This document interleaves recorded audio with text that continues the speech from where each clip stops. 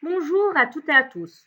Dans cette capsule, nous allons mettre en évidence la poussée d'Archimède, son principe et son expression, sa représentation et ses caractéristiques, ainsi que les paramètres dont dépend et ne dépend pas la poussée d'Archimède.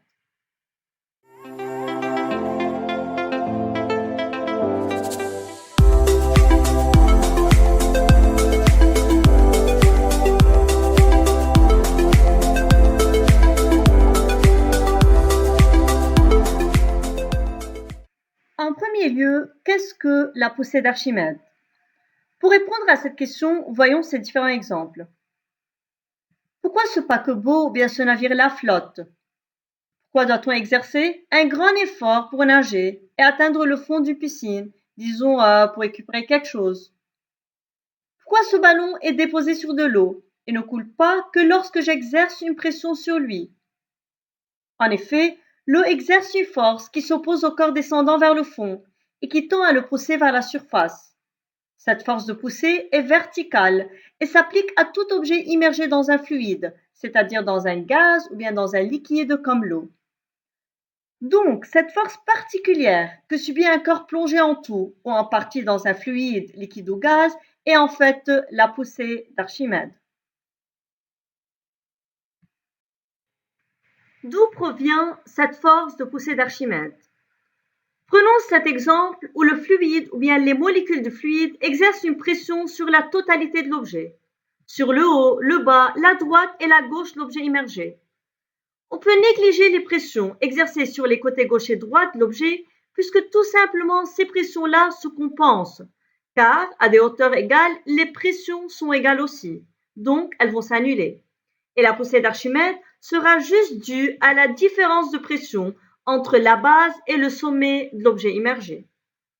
Maintenant, quelle force est la plus forte?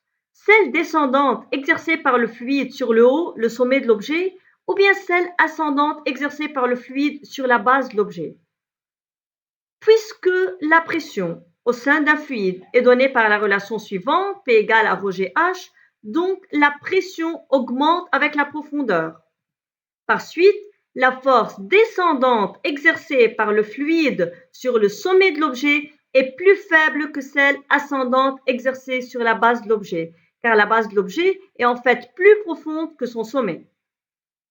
On peut alors conclure que la force de pression du fluide qui pousse l'objet vers le haut est toujours plus grande que celle qui le pousse vers le bas. Après avoir vu que tout corps plongé dans un fluide est soumis à la poussée d'Archimède verticale ascendante, on déterminera ici l'expression de cette force. La force de poussée d'Archimède est en fait la différence entre force montante et force descendante, qui n'est autre que le poids du fluide, ou bien, dans cet exemple-là, c'est le poids du liquide que l'objet a déplacé.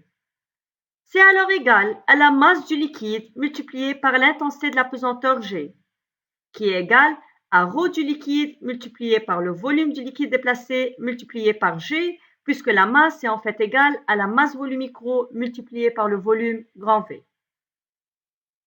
Donc, voilà l'expression de la poussée d'Archimède, qui est égale à la masse volumique du fluide multipliée par le volume du fluide déplacé multiplié par G. À bien noter qu'on doit toujours utiliser dans cette formule les valeurs dans le système international. Donc, ρ doit être en kg par mètre cube, le volume en mètre cube et G en newton par kilogramme, afin d'obtenir la force en newton. On peut déduire alors que la poussée d'Archimède est proportionnelle à la masse volumique du fluide dans lequel l'objet est immergé, et proportionnelle aussi au volume du fluide déplacé par l'objet grand V, et aussi à l'accélération ou bien à l'intensité de la pesanteur petit g. Suite à ce qu'on vient de voir, nous allons étudier ici les facteurs dont dépend la poussée d'Archimède. En premier lieu, nous allons considérer un même objet placé dans l'air et dans un fluide comme l'eau. Nous pouvons voir que la longueur L1 du premier ressort est supérieure à L2, la longueur du deuxième ressort. Donc, la poussée d'Archimède, verticale ascendante, est plus grande dans l'eau que dans l'air.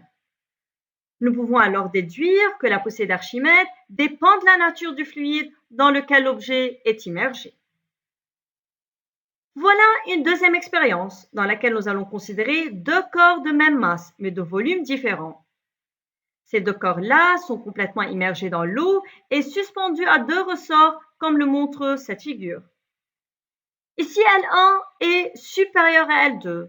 Donc, nous pouvons déduire aussi que la poussée d'Archimède dépend du volume du corps immergé.